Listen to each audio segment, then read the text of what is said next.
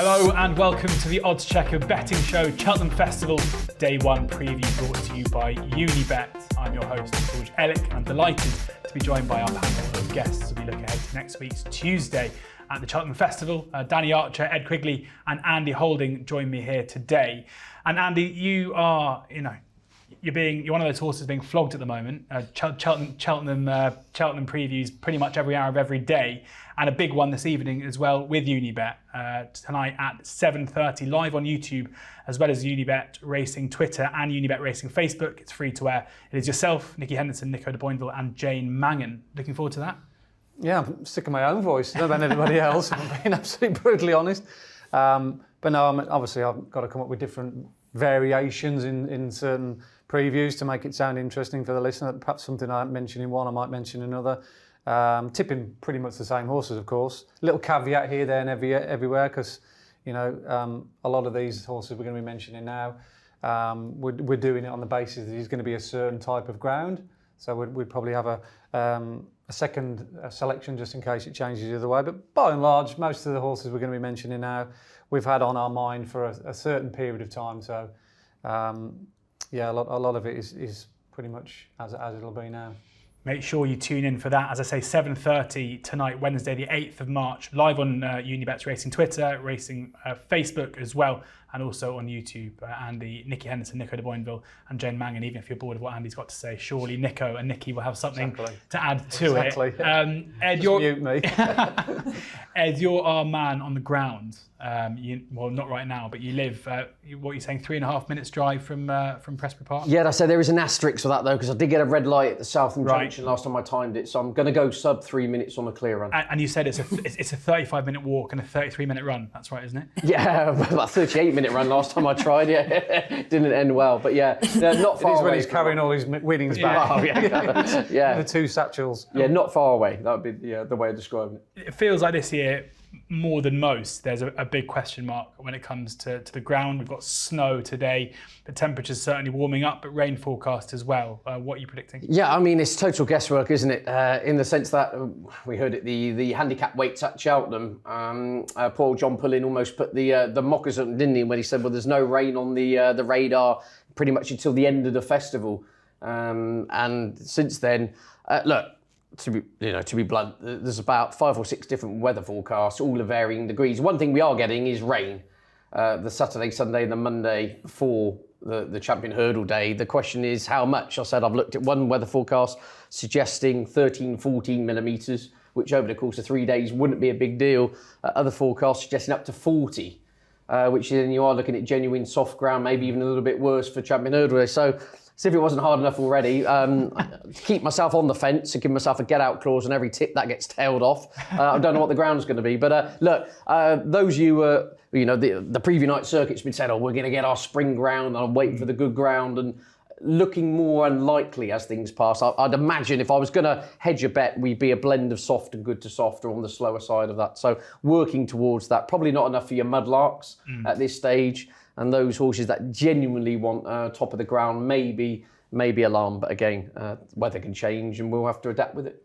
Danny, how do you view this? Because we are asking all three of you to basically come up with a tip in every single race of the week, but in doing so, we don't know what the conditions are going to be like. So how much does that caveat the selection? Well, it's ruined my essay really, George. I've read 6,000 word essay. I was going on the fact that maybe good to soft. I mean, the likes will come to it, but there's a couple of horses on the first, like Chemical Energy, who are desperate for good to soft, and that would completely change the complex of the race for me. So yeah, it is a tricky one, weather watch wise, and I think that's why you kind of need to have a reserve fancy anyway, because look at last year, I mean, it was all over Shishkin on the Wednesday. Okay, there came other things that came to light, but I'm not saying that he obviously had injury problems as well, but the ground completely transformed that race, and Ergamin was the only one who really glided for it. The other 5 or 6 all struggled. So it can all change on the flip of a coin, can't it really? There we go. Good preview. It's all going to change on the flip of a coin. See you next time. See you later, yeah. We're going to go through day 1 in chronological order. If you enjoyed this video, make sure you check out day 2, day 3, and day 4, which we'll be recording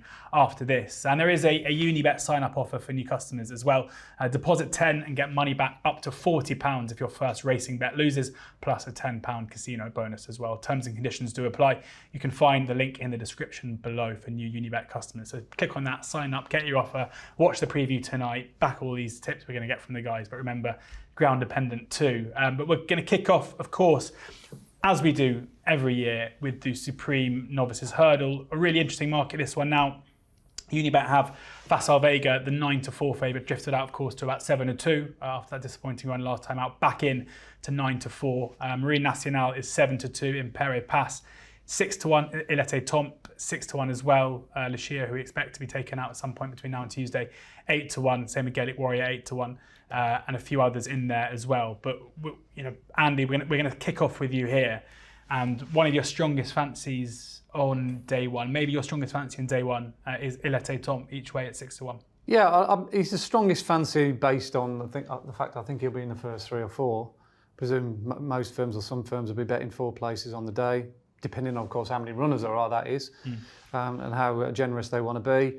But yeah, regardless of all the other runners in the race and the noise surrounding the likes of Marine Nationale, and particularly Facile Vega, I'd be disappointed if Ilete Tomp, if he ran his race and ran to a similar level that allowed him to win the Irish Novices Hurdle, wasn't good enough to be there or thereabouts. I think he sets the standard. He certainly sets the standard on our time figures we keep by quite some way. That race at the Dublin Racing Festival was the best on the clock so far this season. Much better than any of Facile Vega's previous. Yeah, bizarrely. Even when he beat Ilete Tomp the time before Facile Vega, that wasn't a time that would create massive shockwaves.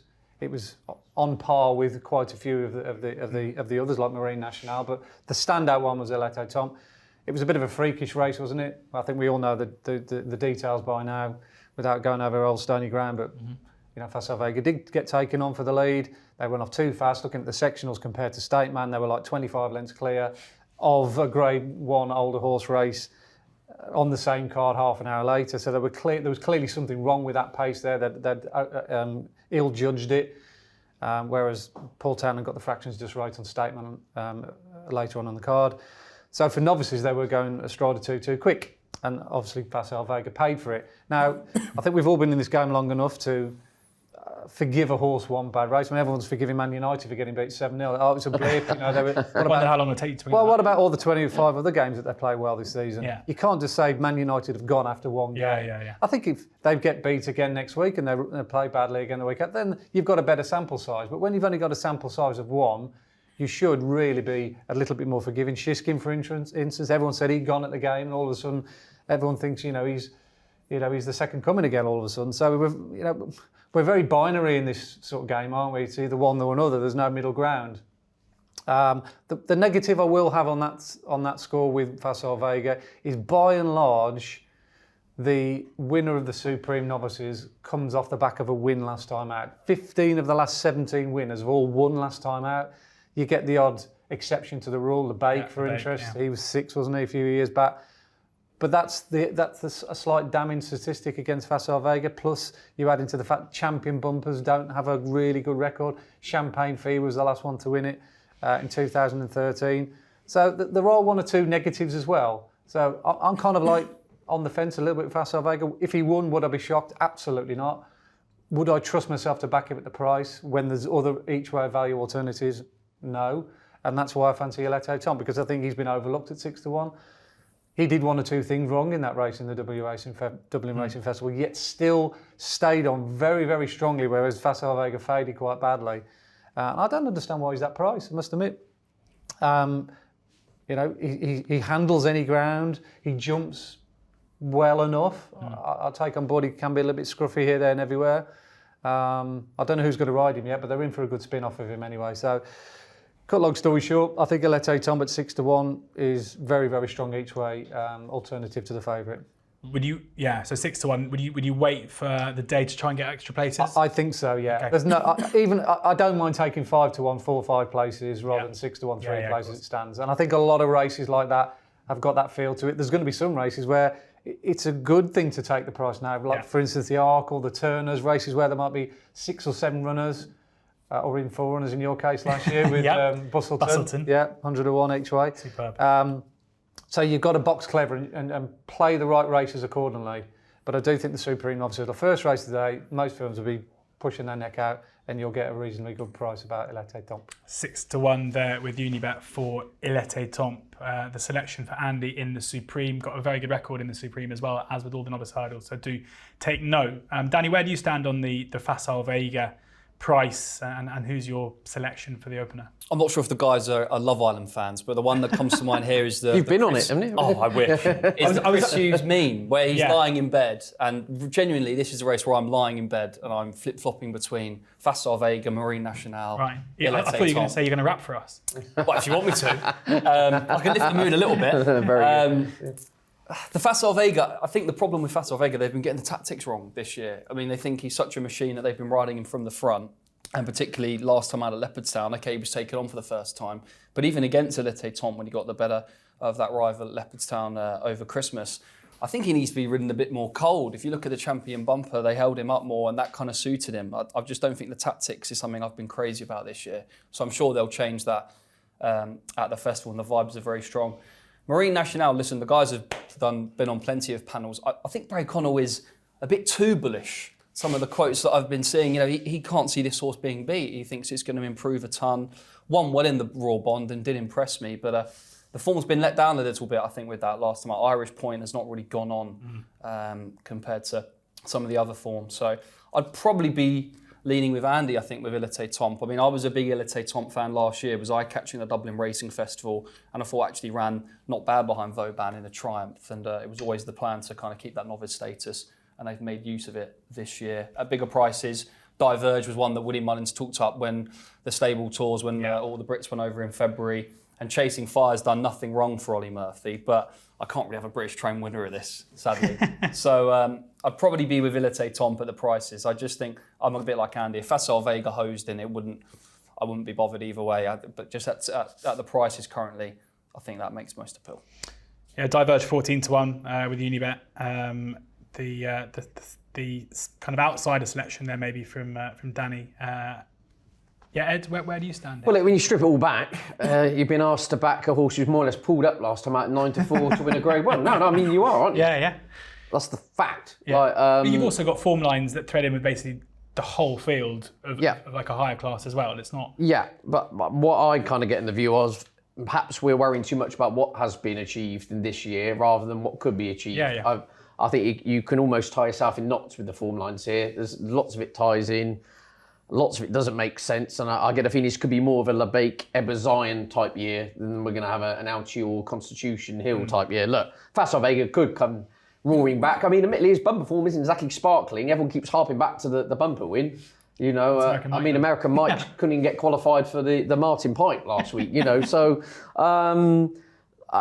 Look, to be honest with you, 9-4. If it goes and wins, good luck to you, Facile Vega. As I said, I think there's holes in all of them for one reason or another, which makes it quite exciting and wide open. Funnily enough, in your essay there, you've mentioned the two I've backed each way at decent prices. Diverge, who just absolutely romped home. Son of Frankel won 23 lengths hard held in a Punchestown maiden. Again, could end up being rated 135, could be a 155 rated horse, we don't know, but I keep saying it's that type of race to me. I think it's something's going to spring from those at the bigger prices, and so I backed him, and I have backed Ollie Murphy's Chasing Fire. I think he's a horse of a lot of raw ability, a lot of tools under the bonnet.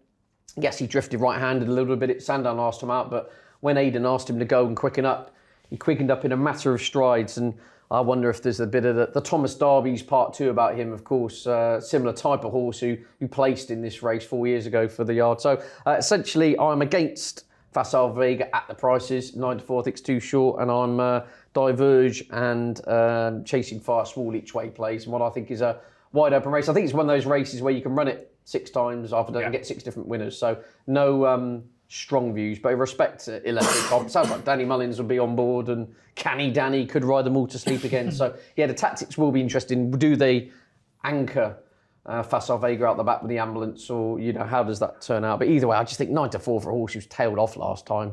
Just you look at that. In fact, that seems remarkably short. You're taking a lot on trust. It's going to be interesting to see what price Facile Vega goes off. You think could conceivably be anywhere between kind of 6-4 and 4-1. Yeah, exactly. It's if anything, I actually think, as I say, 9-4 bad price. I could see Facile Vega going off sub 2-1 to be honest with you, but just not for me. strictly, as I say, on the last time out to run, yes, it was too bad to be true, and they've backfitted a story of lameness and et cetera, and the clock backs up that the race didn't work out well. But yeah, I'm taking on the Fav, and I'm 2 small each way pokes against him. Long shot Ted going for Diverge at 14-1, and Chasing Fire is 16-1 with Unibet as well. On then to the second race on day one. It is, of course, the Arkle, and we've got a match at the top with a lively one sitting in behind. Fabiolo is the 6-4 favourite with Jonbon at 13-8, but Dysart Dynamo also in there at 9-2.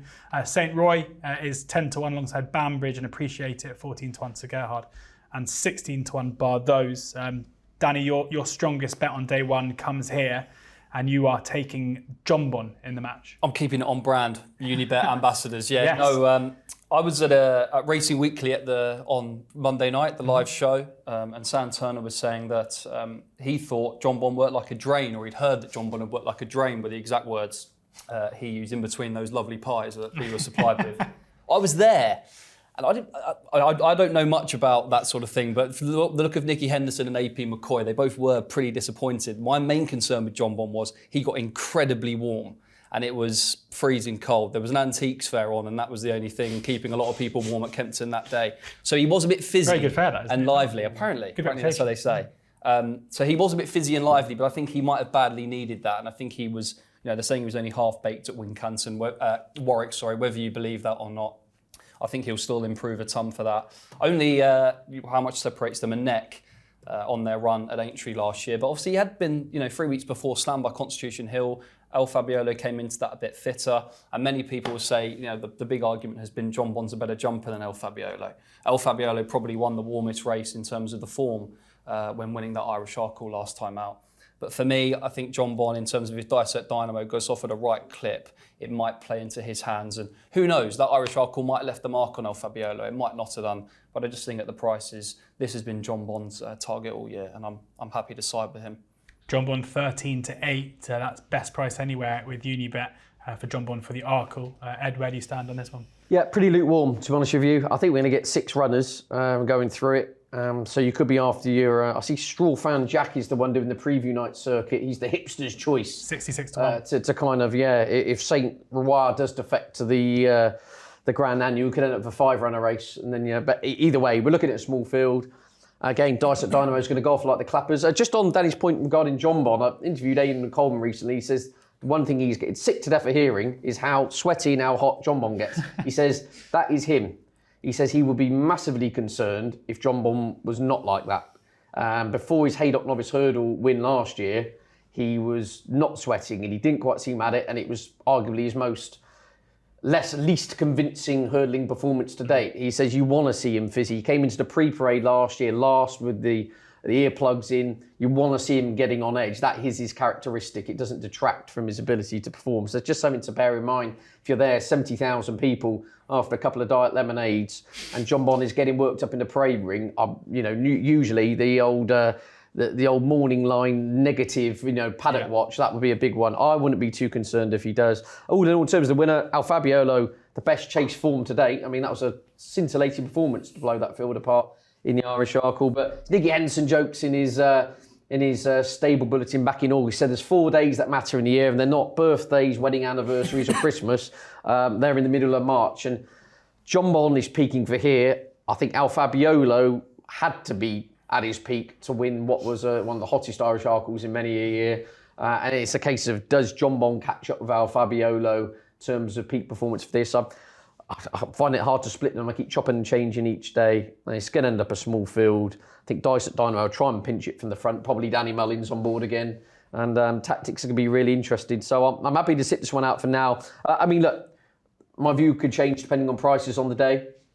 If Jonbon or El Fabiolo, there becomes a huge discrepancy between them, I'll probably pull the trigger. But I'll leave this man here with his sweaty confidence on Jonbon to fly the flag for the home team here. In fairness, if I was someone who often got really hot and sweated a lot. I'd find it quite annoying. People spoke about it the whole time. So I can understand why Aidan Coleman is getting frustrated with the coverage that Jonbon's getting. He did look really well. Apart from that, he looked so That's fit. more like he it. looked That's like he looked unbelievable. Apart from the sweat, but condition-wise, I'm no paddock expert, but he looked cherry ripe. Wow. So that was the thing that I took out of it, really. Nice. He looked lean and mean, I said. Right. How do you follow that, Andy? It sounds like Jonbon needs some deodorant. Some talc or something like that. Goodness me, all that sweat. Yeah. I'm going to fly the flag for El Fabiolo here. Just got to stay loyal to the time figures, really. The time figures that we keep and have been doing now for a decade or even longer than that. They're usually pretty reliable in these Grade 1s. They very rarely let you down. And the time figure that El Fabiolo achieved in the Irish Arkle just stands out.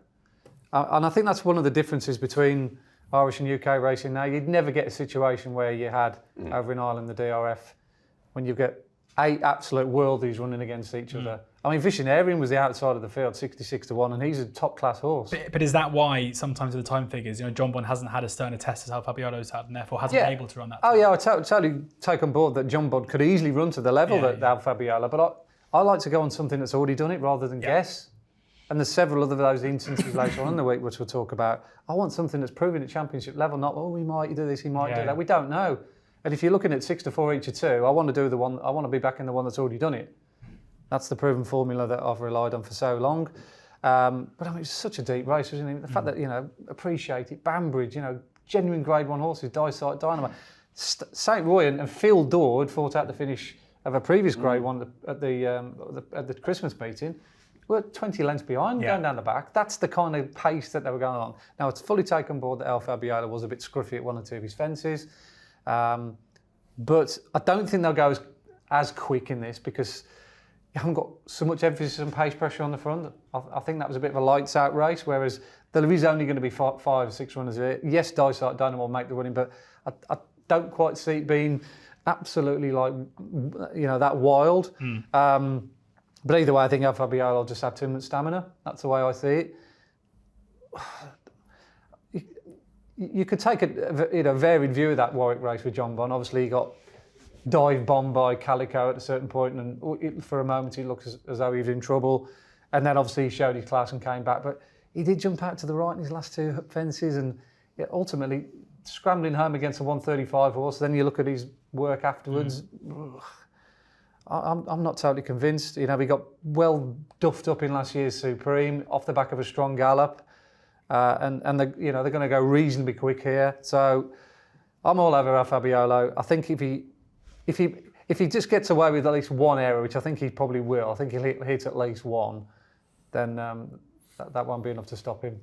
El Fabiolo 6-4. I'll leave it to the viewer to decide who's made the better case between the two at the top end of the market there, between Danny and Andy. Moving on to the Ultima now, and this is one of the races where Unibet are paying extra places. The Ultima and the Boodles on day 1, both paying extra places. So a 5th of 5 currently here for this one. And we have got Corrupt Rambler is the 7-1 joint favourite with Nassalam.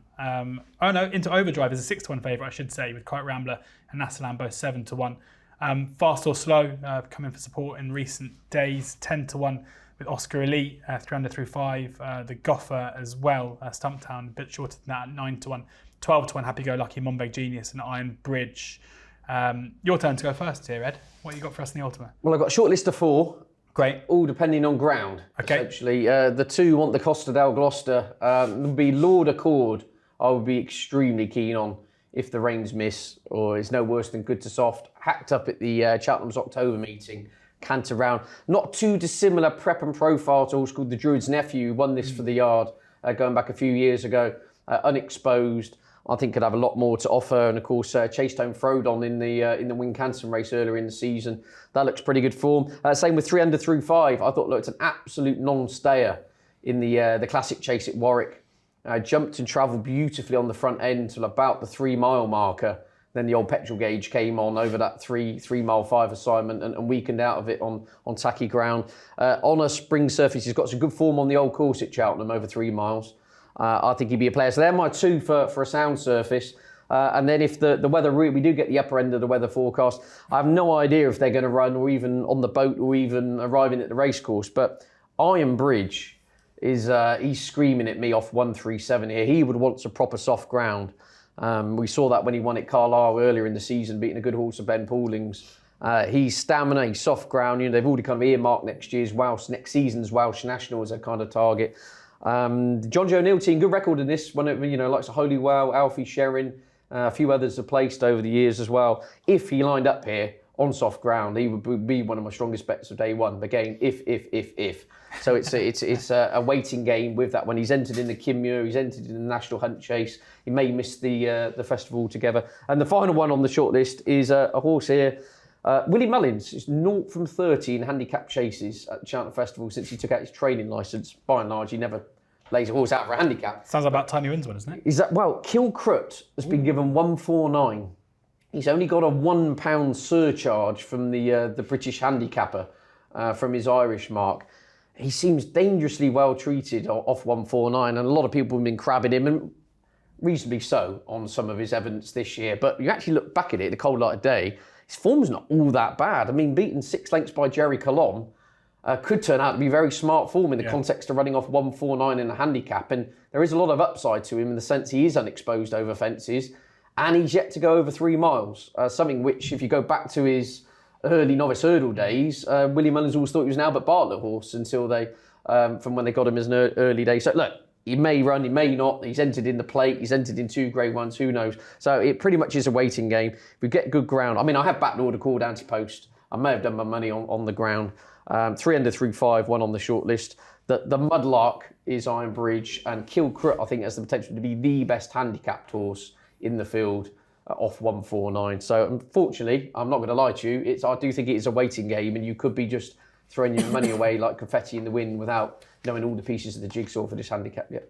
Kilcrut 20-1. If he lined up in that would be huge. And of course, none on no bet as well, as it stands currently. Iron Bridge 12-1, 3-5, 10-1, and Lord Accord currently 14-1. Heads forward there against the field in the Ultima. Andy, where do you sit with this one? I'm not saying this race is a bit of a rogues gallery, but it's no coincidence that 9 of the last 11 winners of this have worn headgear. And a lot of them wear headgear for the first time as well, so look out for that. I think it often sparks into life certain horses who've slipped down the weights and need a little bit of assistance.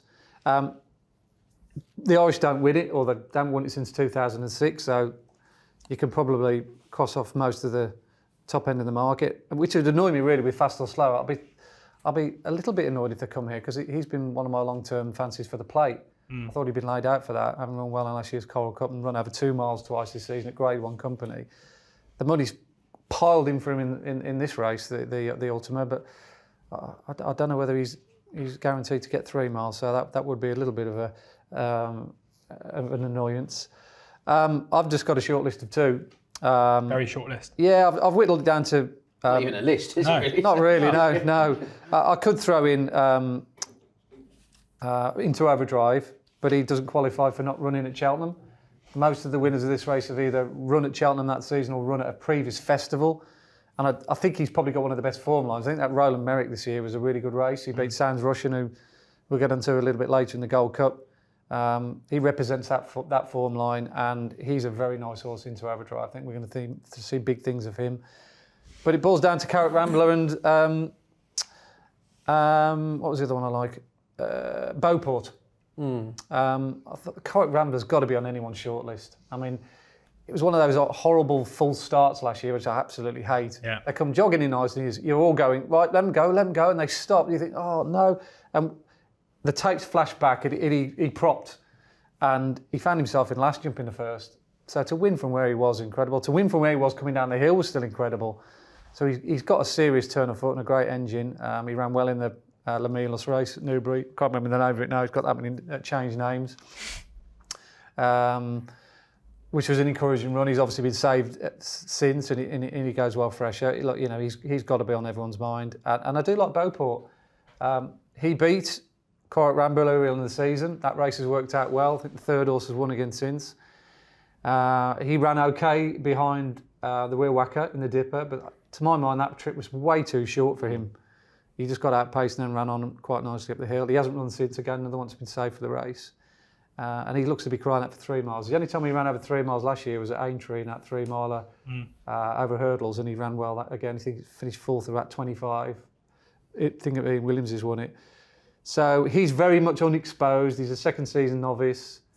Or it might even be in first season novice, actually. Novices, generally a very good record. Novices, in general, yeah. So, Corrick Rambler's the staple, one for the staple diet.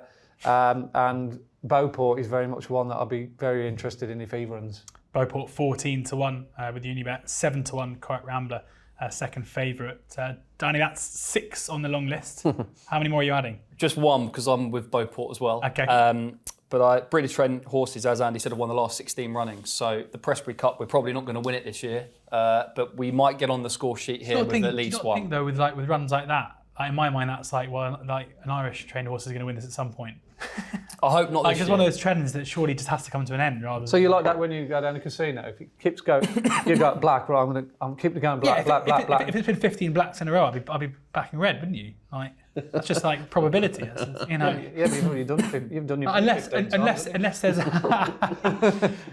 You've got no chips left. Unless there's like a tangible reason for a trend, I always think you want to reverse the trend. Anyway, we digress. We can talk about this at lunch. Yeah, Danny. Well, 3 horses have won this race twice, and Tom Portu is the last one to do it. And Corrick Ramby's only off a £6 higher mark, so definitely feared. I've gone. I'm a bit of a Gary Moore fanboy. I'm with Nassalam here, just because he's produced career best, I think, at Cheltenham this year. Once 3 miles, didn't he? I think so. In the Paddy Power and then on the New Year's Day Handicap, both of them have worked out well. I thought he benefited from first-time cheek pieces last time out, and particularly last time he was doing all his best work up the hill. And I thought he stayed on to really good effects. So first over 3 miles, him. And Beauport, I've loved Beauport since over hurdles. I think he's crying out for this trip. He made a couple of mistakes in the dipper as well. I think he just got taken off his legs a little bit there. So stepping up here, he would be for me. Fast or slow, I'm desperate for him to go for the plate. I'm all over him for the plate. Martin Brassel, he's got this one ready. Cherry Ripe was a winner in France as a 3-year-old. So they had to go into Grade 1 company instead of having a novice campaign. But I'm hoping the problem is the money has come for him here. So I hope they don't go here. If he goes here, I don't give him as much a chance as I do in the plate. Interesting stuff. Yeah, Nassalam 7-1, joint second favourite with Corrick Rambler, behind Into Overdrive and Fast or Slow, as you mentioned, 10-1 for this one. We'll get on to him in the plate in a later preview, and Beauport supported there as well. So get the Dutch and calculator out. Hopefully we can turn those 7 horses into an even money shot and then go from there. On to the Champion Hurdle now, and Constitution Hill is the 1-3 favourite for Nicky Henderson. State Man is 11-4, Vauban 10-1, Honeysuckle, who we do not expect will be turning up here, is 14-1 to defend her crown. I like to move it 14-1, Epatante 20-1, again unlikely to turn up. Echoes and Rain 25s, Love Envoi 33s, 40-1 bar those. I mean, I'll put it to the floor. Anyone want to make a case for laying Constitution Hill at 3 on, getting with something else? No, Constitution Hill beats State Man. Of course, it's my anti-post pick on this show at 12-1. I've got a whole book of great value losers, Georgetown. This is one of them. I thought I'd just get that one in there. Yeah. It's going to be 6 runners. I'm buying or selling it at 6. The kind of hipster view on the preview night is State Man, in trying to win the race, will blow up and fall out the back of the television, and Vauban will run past him and mop up second. I don't prescribe to that view. I think Constitution Hill beats State Man, and that's that. And it should be an excellent race. And what I would say is I do think State Man will get Constitution Hill off the bridle for the first. So you will ask a question of him to go through the gears, but I think he will go through the gears, and I think he will win it pretty convincingly in the end. But I see no kind of lurkers. I've looked at the sub-markets. I can't see any angle in there. I think it's just a race to sit back and enjoy. I'll do my 12-1 voucher from last April. But Constitution Hill to beat State Man, I think it's obvious, and I don't see any kind of angling against it personally. And it's been a hell of a journey since you and I sat down and heard Barry Garrity tell us about this special thing called Constitution Hill before his first run. I mean, if he does go and wins this in the style we've seen previously, there will be, of course, more talk about the best we've seen in however long. There'll be a lot of talk about whether or not he will be kept over hurdles next season or might be sent over fences. Where would you sit in both discussions? Where would you like to see Constitution Hill go next in order to prove himself as a great? Well, a lot of people that have churned out, he's the best horse I've ever seen. They're kind of like, you haven't really got many facts to back that up yet because he's yet to win a champion hurdle. Get carried away here, haven't we? We're all anointing him as the greatest horse we've ever seen, and yet he hasn't won a champion hurdle. Let's go and see him win it yet, and then you can take a view. So I think that's a bit premature. As a time figure man, the fact is he's the best novice we've ever seen, because the number that he did in last year was the best one that we've ever had over the 15 years we've been doing times. His number in last year's champion hurdle was such a rare bird. We had to go back and actually look at all the other horses that have run that time figure. I think we awarded him an 83, and I think there's only been one or two horses that are absolute P, like Allaho, a Gold Cup somewhere down the line, like a Quarto Star. That kind of level you're dealing with, and he did that on his third run over hurdles. The fact that then if you put that race, the Supreme Novices, in line with last year's champion hurdle and ran them from start to finish, he would have beaten Honeysuckle 20-25 lengths. I know that's a bit of a spurious view to take, because if Honeysuckle would have run in the Supreme, she would have obviously done a bit better than Jonbon, just because she's an older horse and would have been able to go the gallop. But just like for like on the day, that's what the two races told you. So you knew straight away that he was a better horse than Honeysuckle.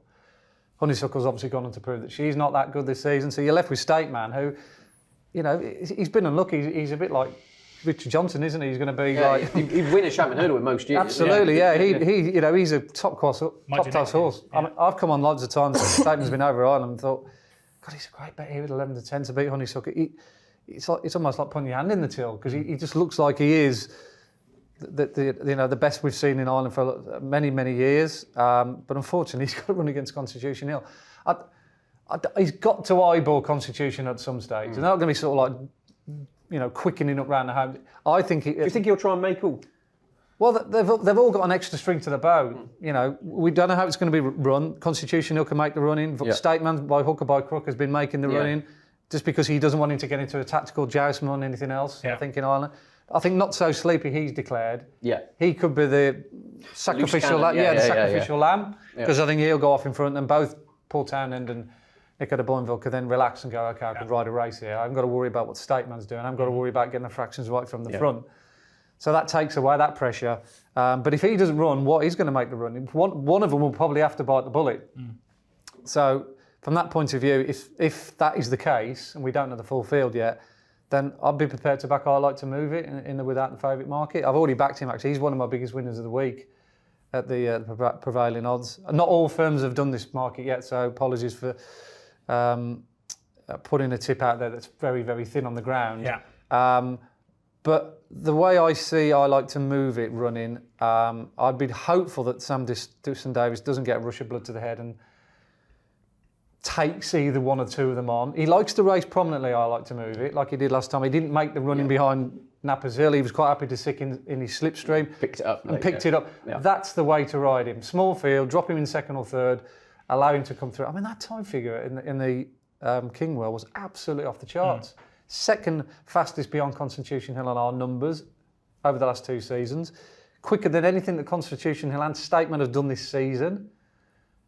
First Street was 20 lengths behind. He's a quality horse, 160 rated horse, and he literally was runner up to State Man. Absolutely. It's collaterally, he's right up there with these two. Plus the fact he's 3 for 3 at Cheltenham on the inside track, the old course. Didn't stay 2.5 on soft, did he? No. In the rail queue. He's won a Great Wood. He's a class horse, and his numbers stack up with the very best here. I think he'll beat Vauban if he's ridden correctly. Again, that comes with a caveat and asterisk. But yeah, I think he should be in the first 3 if they ride him right. And there's a good chance if, the heart gets broken, the State Man at some stage, he might just run on and finish second. So either back him each way or preferably without the favourite. Well, Unibet have a without Constitution Hill market, and you can bet each way in it as well. And I like to move it's 4-1, a 5th of 3. That's got to be is that the new rubber stamp banker? There's only going to be 6 runners of the mean. If you're an each way multiple player, and I'm going to talk about 1 or 2 other horses put in that kind of each way multiple, like Elek, Tom.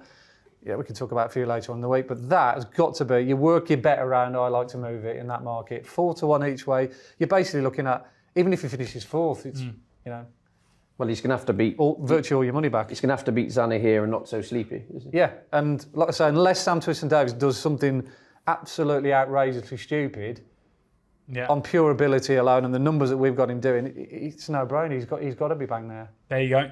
That's the bet of the race. That's the bet of the race. Follow it up. Nothing really to add. Yeah, I like to move it. I hope he runs well because Gin Coco in the county, we think we both like the chances of. So very well handicapped. Gin Coco hasn't been seen since that great. Which I think you could crab the performance in the Kingwell. Deeply impressive.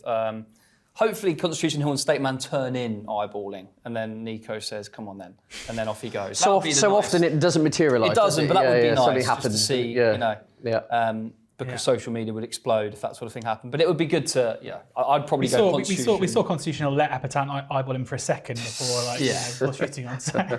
So I'd go the 1, 2, 3 Constitution Hill State Man. I like to move it, but that bet sounds good to me as well.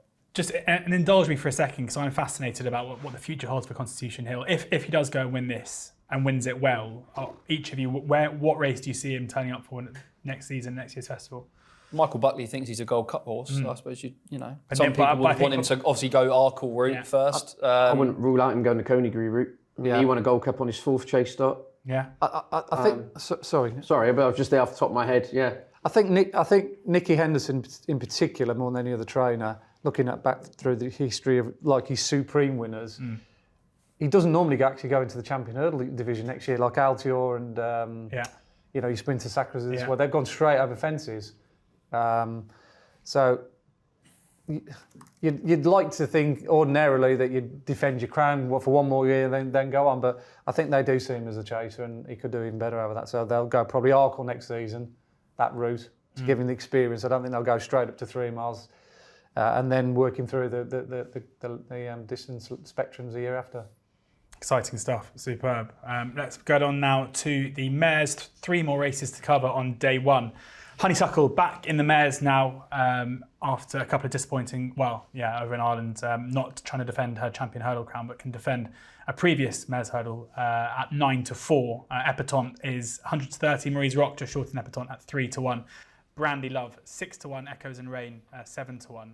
And it's Brandy Love we're going to start with at 6-1. Ed, your best bet of day 1. Indeed, yeah. I think she's definitely the best bet, but at the prices as well, I have a significantly shortened 6-1. I thought it was a massive overreaction to a comeback run at Punchestown a few weeks ago where, so I'm no paddock judge, but I'm told she was carrying more condition than me after a night in the kebab shop. I mean, she was absolutely, by all accounts, just been pulled out of the field. Now, Willie Mullins made a habit of winning this race by going straight there with Quigley and Danny Archer. Going there with a fresh horse was not a problem, but he kept harping on saying, we must get a run into her, we must get a run into her. And for 90% of that comeback run against Queensbrook, where she was conceding £9 to Queensbrook, who was runner-up in this race last year, don't forget, she looked like Brandy Love. She looked like the mare who absolutely thumped Love Envoi 9 lengths at Fairy House last year. She traded 6s on him running, and then just to my eye, I just thought the old petrol light came on. She got tired. She just looked like a mare who was 2 or 3 gallops short, and as Willie Mullins said, would definitely need the run. I mean, she opened up odds on for that race, was a huge drifter on the morning, all the vibes were there, she needed it, and I think she'll strip a ton fitter for that, and I'm just against those ahead of her. Honeysuckle clearly not getting any better, she'll run a race, but I think Old Father Time maybe starting to get her.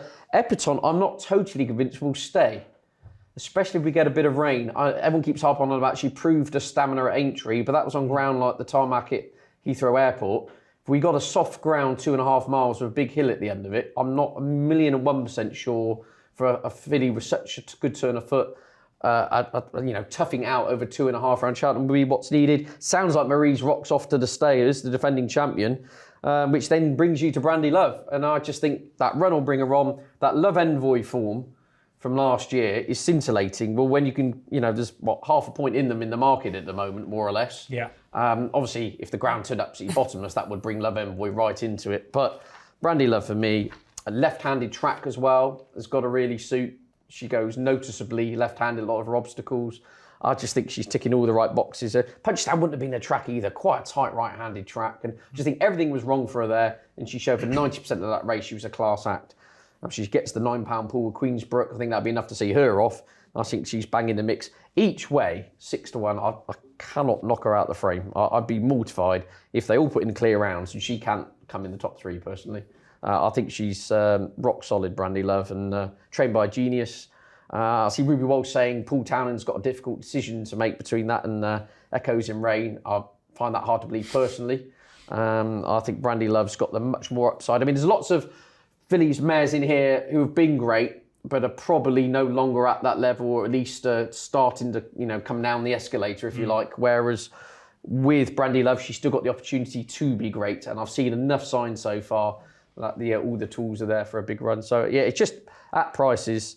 I say she was 7-2 before that comeback run, drifted out massively over, tripled in price after that comeback run. I just thought was absurd. And I still think 6-1 there or thereabouts, massive play.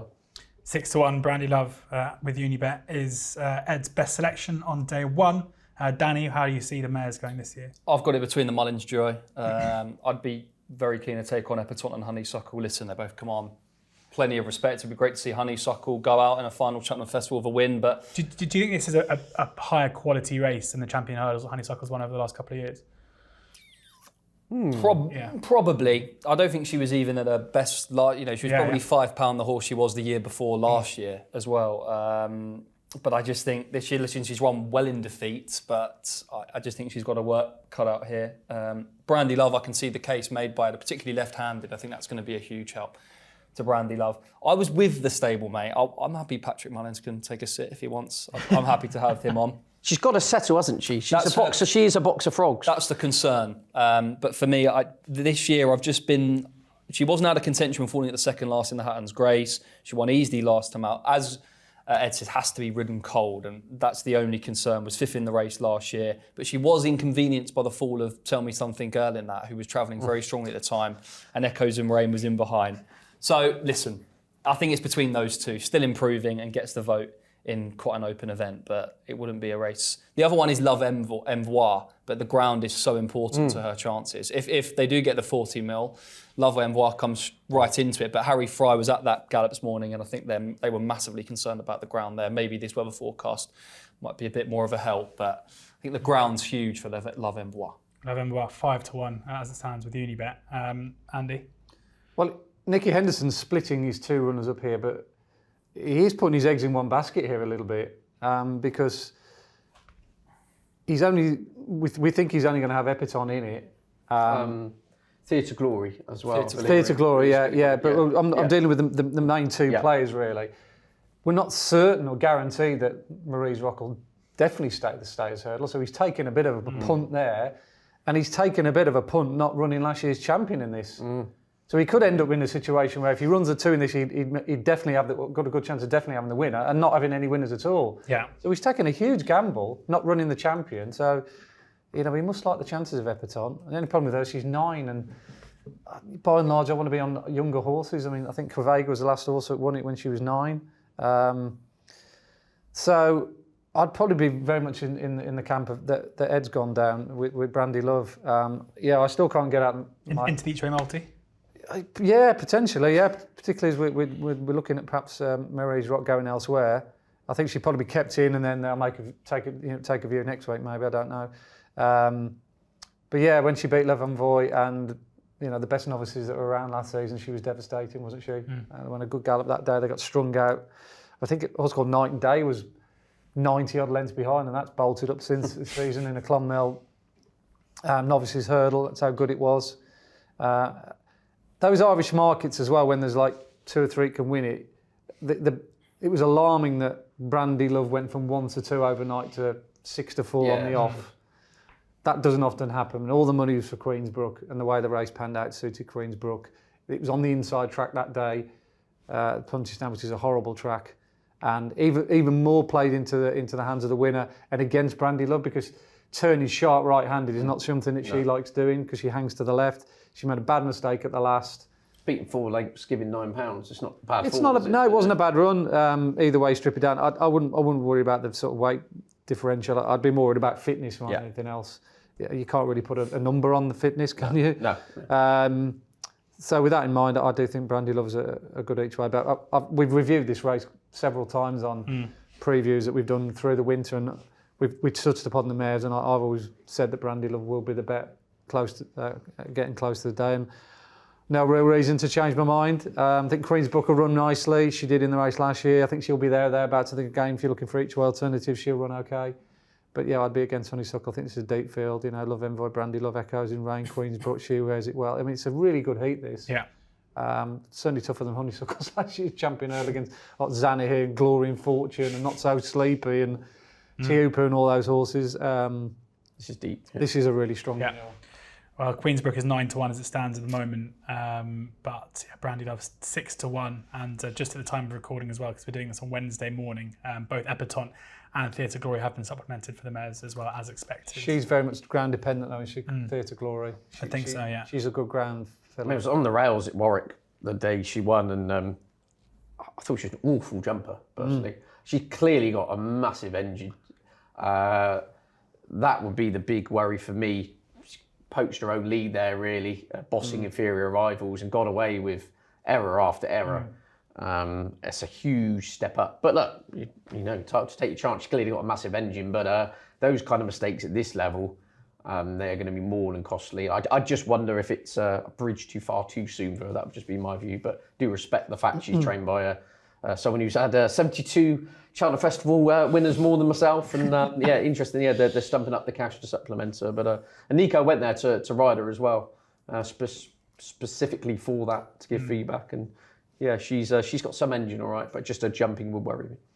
On to the Boodles now, and Takeo is the 4-1 favourite for this one. Biker 5-1, Nusrat and Risk Bell both 7-1, St Allen 8-1, Perseus Way 9-1. Bad, one of the big gambles over the last week or so, is 10-1, 12-1 bar dose. Andy, how do you see the Boodles? Yeah, I do like the juvenile category. It's been a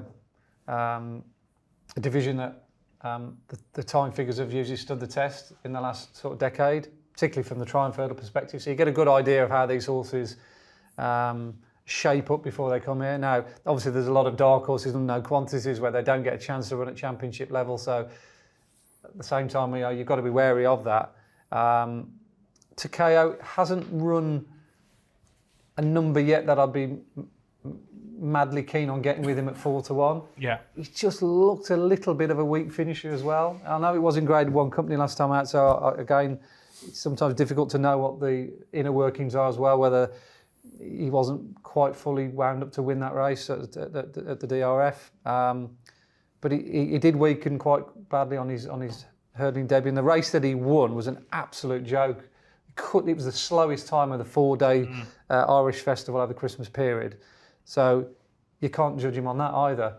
I just think 4-1's a really skinny price, because I think that, again, this is a strong race and there's so many unknown quantities in it. He certainly showed his hand more than others have. That's what I'm getting at. I think Biker's got to be a big player in this. Now, he's a real different model to Takeo. If you look at Takeo, nicely built, but he's certainly not as strong and as physically imposing as Biker. I thought he was very much ridden with a view to the Boodles last time out. I'm trying to put it diplomatically. I didn't think that Philip Boom was probably.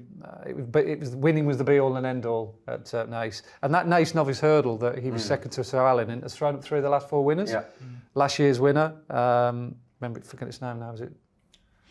Begins with a C, not Cougar.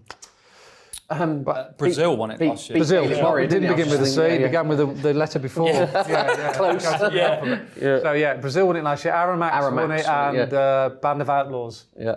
3 of the last 4 winners have won that race at Naas. Sir Alan won it this year. Biker was second, third, and I thought he was the one to take out the race. So Biker would be very much on my shortlist. And the other one's this French horse that Ben Paulin's got, Bad, has been a significant gamble in the last few days.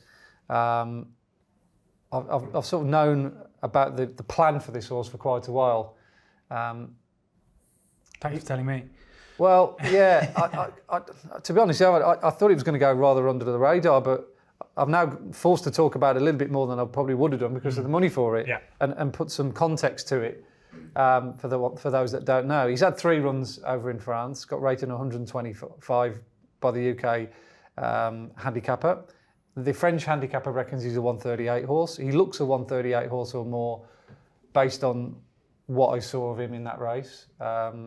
He came from last to first. The other races on the hurdle track that day, everything won off the front. So he ran against the track bias. He jumped well in amongst horses as well. I showed Ed the video early on. I mean, there was horses, all around him, and he knew what he was doing. See the stars in the arc, wouldn't it? It was amazing, yeah. He's got a really good cruising speed. He's got a touch of class, and Ben's had an idea of what it might take to win this race all year with Samuel Spade and Active Duty. Active Duty ran in the Comfort Zone race at Cheltenham to give him an idea how he stood with there. Samuel Spade gives him an idea in the Chatter's Fen against horses like Perseus Way, who ties in some of the best UK horses like Comfort Zone. So I think Ben Pulling's actually kind of like gone out of his way to try and win this race this year. And the fact that he hasn't run bad at all and has obviously kept his cards close to his chest, I think it's very significant. He also had bad in the Grade 2 that Comfort Zone won on Trials Day and didn't run it. So the fact that he thought he was at least that class at that moment in time, and I think he's still in the Triumph, tells you all you need to know.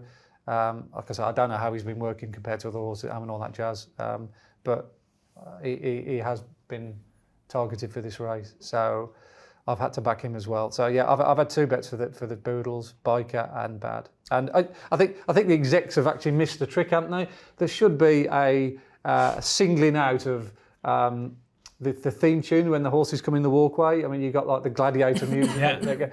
They should, if you got I Like to Move It wins a champion hurdle, they should be like that. And if Bad wins, where's the Michael Jackson? Yeah, that'd be great. When everyone can sing it if they've won it. Biker Grow theme tune for Biker as well. Exactly, yeah. So there you go. It's just your Spotify playlist. That's right, yeah, exactly. So yeah, a pretty some context around the gamble for Bad, and probably still a bit of juice in the price at that 10-1. Given what Andy said, Ed, how do you see the Boodles? Yeah, I mean, I haven't brought my Ben Pauling t-shirt today with the. But your darling one. Your darling one, yeah. Hashtag your darling, yeah. Actually, I think Bad's a fascinating individual, and I do think the other horse that's likely to line up, Samuel Spade as well, done very little wrong. The form in trying to give weight to Perseus Way in the Chatter's Fen has worked out very well, hasn't it? Considering that horse chased home Nusret in the Adonis. Sounds like the vibes are Nusret's going to wait for entry. They want some better ground and a flat track for that one. That aforementioned Nace race, though, is the one I've backed anti-posting here. Horse that actually finished 5th in that race. Metamorpheus for Paul Nolan. Ridden sympathetically would be the way I would phrase that, with other targets in mind. Look, 1-2-5, the British mark this horse has got. It's going to sneak in here right down the bottom. It looks like, and I was really impressed with his penultimate performance with Timothy Doyle. Went to Paul Nolan. I said I think was ridden with other days in mind. As you look at all the horses above him, naturally punished by the BHA as a consequence. Paul Nolan, bit of a shrewdie, decent record with his horses at the Cheltenham Festival. Been in the winners' enclosure more than one occasion, and Metamorpheus for me each way. Be at the bottom of the weights there, but I do intrigued by this French recruit, and who's this Bad, who, as you say, is Tony Mullins gave him a big heave-ho on a preview night the other day, and of course everyone starts scrapping around looking for their trying to get their French replays up. But I mean, it was a taking performance in isolation. That one performance, and interesting. Really, you don't normally associate Ben Pauling with the juvenile kind of hurdle sphere, and it could be 2 of his best chances of the week in this, as to be said. But Metamorpheus for me each way, and be cheering on Ben's horses. Got a feeling Ben has plans in the future that probably aren't handicap hurdles for Bad, if his views is to be believed. Metamorpheus 16-1 with Unibet as it stands at the moment. Danny, what have you got for us in the Boodles? He's an interesting shout because Paul had HMSC horse, so I thought it was a bit unlucky last year. He was 4th in it. He goes for one of the handicaps later on. I think he does. Biker for me, Charles Burns. I think he's got 4 or 5 runners and at the festival, and 4 of them are short prices. Well, at least 3 of them are favourites. I think, as Andy's already said, really the run last time out caught the eye in defeat. Sir Alan won that, who also reopposes here, but he did make up a stack of ground in the closing stages. Flat recruit, sure to have been primed for the race. From the British perspective, Perseus Way, I think he should have won at Kempton. His jumping just let him down. I think Jamie Moore said after that a horse fell in front of him and he was probably in front too soon. So he would have been the British pick, before I entered this building this morning, and Andy said about Bad. So that Bad's got to be one who's of interest now, but I still think Biker looks well handicapped for the Burns. Biker 5-1. I mean, the thing is, all of these horses are pretty well handicapped. That's why they're turning up here. The only thing is, Woody Mullins he's not from 17 in the Boodles. About time to run one, isn't it? If McTighe doesn't run, which is looking likely after disappointing at Kelso, he'll have to carry top weight. So I know Gallic Warrior did last year, but that'll be interesting to Cal. So that would put me off him. Interesting. On to the final race on the card on Tuesday, the National Hunt Chase, where Galliard de Mesnil is the 11-10 favourite ahead of Ramirez at 4-1, Marla Mission 11-2, Chemical Energy 13-2, Churchstone Warrior is actually 6-1, Mr. Coffee 9-1, alongside Manella Crooner and City Chief. And sticking with you, Danny, because I know that you are keen to take on the Fav here. Yeah, you know, Statler, Galvin, Tiger Roll, Manella Rocco have all been past winners of this, and Galliard de Menil, I think he's been pinpointed for this race for a very long time. But he has got a chase record of 1 from 8, albeit that win did come in Grade 1 company. And he was third in the Irish Grand National, but I think he's the most reliable of customers. I wouldn't fancy him in a battle, and I think he's worth taking on here. He's not one I'm crazy about at the prices. There was a one on the first day at the short prices I want to take on. Do you think a Grade 1 winner should be allowed in an amateur race? I would probably say not. I mean, it's really interesting. Listen to Richard Hoyles. He was debating maybe they should bring in a penalty structure. Do you like this race at all? I do. But when it was what it was, if that makes sense. But now with the plethora of the Mullins horses, you're shipping off horses into amateur races who've won Grade 1s. To me, I don't know. It almost defeats the whole object of what the race was designed for. But anyway, carry on. I'd like to see him running the Brown Advisory, to be honest. Well, he'd be entitled to. Just went for it. Yeah. So yeah, I think there's just enough concerns about him. He probably is better on soft ground as well, but if he gets that, it would aid his chances. But I just thought he was one worth taking on the first day. The problem is the ground. I think I mentioned at the top of the show, myself and Ed both like Chemical Energy. Yeah. He was impressive in October, and I think the plan was to go straight here. But then I don't know whether they felt like he needed a run. And that came on soft ground at Naas when he was well beaten behind the Devil's Coachman. He's not a soft ground lover though. So if it did continue to rain, they got as much rain as they could. That would be the massive concern with him. But if it did remain good to soft, I'd probably be all over him. If not, Marla Mission, who was miles behind Kevin. 61 lengths. Yeah. I thought he's probably better on soft ground, so maybe those two. At the prices, those two, but I'm keen to take on Galliard de Menil. Manella Crooner, there was a jockey booking. I think Barry O'Neill's just been booked for that. So Jamie Codd is likely to be on Chemical Energy, I've just read. So let's see. Chemical Energy 13-2, Marla Mission 11-2, and Manella Crooner currently 9-1. Ed? Yeah, I'm anti-post fan of Chemical Energy. I'm just praying we get the lower end of the weather forecast. I mean, it's mad now. If it beat Marla Mission 61 lengths. I mean, Marla Mission was drunk crossing the winning line that day in October. I mean, it was an emphatic performance from Chemical Energy. If you said they'd be going off the same price 4 months later to win at Cheltenham Festival, I thought you need your head testing. But obviously, paths have differed since Marla Mission's form has been good. Chemical Energy, look, he ran like a horse who needed the run, to put it quite frankly, last time out. And you actually watched the race back, he jumps, and he didn't jump that well, but he travelled well to a point. I actually think he traded favourite in running, coming into the home straight, and then went out like a light. Gordon Elliott says he's won this with Galvin, he's won it a couple of times, isn't he? His first ever Cheltenham Festival winner, was it Chicago, whatever his name was. Anyway, he's got a good record in this race, Gordon Elliott. He knows what it takes. And Chemical Energy, there's more good than anything in this. I really think he's going to serve it up to Galliard de Menil, who I think is a soft Grade 1 winner. A record of 1 from 8. And you actually look at the raw form of that race he won in the Grade 1. You wouldn't say it was electrifying Grade 1 form per se. It was Grade 1 in name only. Chemical Energy, it sounds like Jamie Codd's going to ride. I don't think it's hyperbole to say probably the best jockey in the world of his ilk. I wouldn't want to swap him for any other jockey in this field, put it that way. I'm just praying the rain stay away. He's in all my anti-post multis along with Brandy Love. Brandy Love gets the job done. The sun's come out, the Gloucesterdale soul. I'm there getting sunburnt. I'm sweating up like Jonbon, and Jamie Codd's going to the post on the Chemical Energy. Then I'll be sharing a diet lemonade with Andy and Danny after. But look, Chemical Energy for me with the asterisks. Ground as quick as possible. Getting some Chemical Energy of your own, but after that, those lemonades. 7-1. 13-2. Chemical Energy is there. And Andy, finally, on our day 1 preview, take us away for the final race. Yeah, I wouldn't have anything to say negatively about Galliard de Mesnil. I've always been a big fan of him. I'm not going to sort of all of a sudden say nasty things about him now. Loyal friend. Yeah, Is he a bet it even money? no, that's it. It's all about price, isn't Yeah. it? You know, at the same time, would I back him at even money? Probably not. But I think if you put him in some short price multiples, like a lot of people will over the week, he's more likely to not to win, just because his form is the best, isn't it? Going into it, as far as I could see, you know, he's a genuine Grade 1 horse. He's running numerous Grade 1s. Okay, he hasn't won a lot of them, but goodness me, I mean, you know, most of them have been over inadequate trips, haven't they? In all fairness, you know, they've been running him over 2.5 miles. I don't think he's had that many chances to run over 3. Perfectly good run beyond Long Press last year, and a good renewal of the RSA. Cracking run in the Irish National when he stayed 3-5. You need to be a really good horse, A, to stay that trip, but B, as a novice, to do what he did was a phenomenal effort. Nothing wrong with his profile this year. You know, he finds plenty for pressure. Jumps soundly as well. He's a very, very accurate jumper. He was the only horse to go with Mighty Potter in that Drinmore. You look at the horses that would be on in that day. You know, horses have come out and won since. You know, your Banbridges, your what's that thing in Noel Meads? Which one next time out?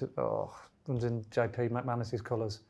I can never remember. Not Devil's Coach. The Yeah, Devil's Love Coach. Soft Ground. Yeah. You know, I mean, it's a proper grade. Yeah. I mean, could any of these run? I mean, they'd be lapped this lot, wouldn't they? So I think he probably deserves a bit more respect than he's getting. But it is all about price. And if you're looking for an each-way alternative, I'd be with Marla Mission. I just think he's really solid. Why do you think you turn around 61? Ground. Oh, ground. Absolute, Okay, yeah. complete ground dependent. And I think if there is enough rain, then Marla Mission will Totally appreciate accept that, it more than Chemical Energy. I think he's very much a good ground horse.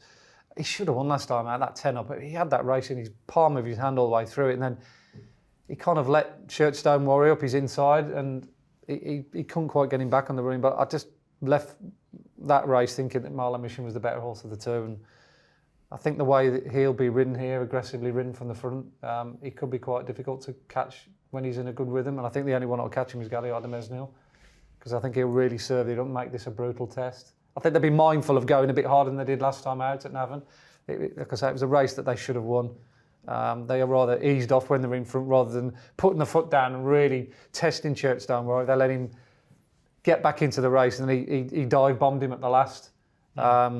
So yeah, that's the way I'd go. I'd be Galliard de Mesnil will probably win, and Marla Mission is one for all your each way multiples. Marla Mission 11-2 there, and Galliard de Mesnil, as we say, 11-10 favourites. That is our day one preview tied up. Thank you very much to the guys for sharing their tips and insight, and thank you to Unibet as well for sponsoring the show. Make sure you do check out the Unibet preview tonight, 7:30, Wednesday the 8th of March, live on their YouTube channel, on the Unibet Racing Twitter, the Unibet Racing Facebook page as well. Free to air. Andy will be there, Jane Mangan will be there, Nico de Boinville and Nikki Henderson there too.